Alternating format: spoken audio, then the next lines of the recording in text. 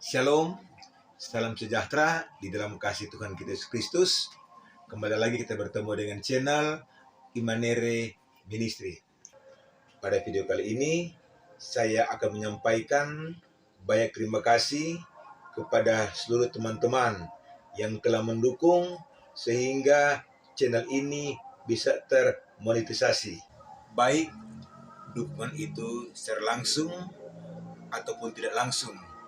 Teman-teman mendukung secara langsung dalam arti kata terus menonton akan video-video yang ditayangkan, atau teman-teman yang mendukung secara langsung artinya mendukung selalu di dalam doa.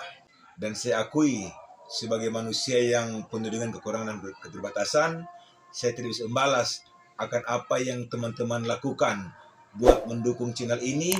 Tapi doa saya, harapan saya, kiranya Tuhan Yesus yang adalah sumber segala berkat akan memberkati segala jerih lelah, pekerjaan, pelayanan, usaha, dan apapun yang saudara kerjakan, semua itu berhasil untuk hormat kemuliaan nama Tuhan Yesus.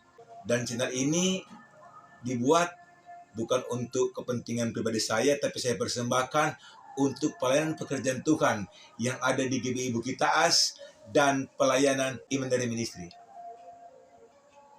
Sekian dari saya, Tuhan Yesus memberkati kita semua. Shalom.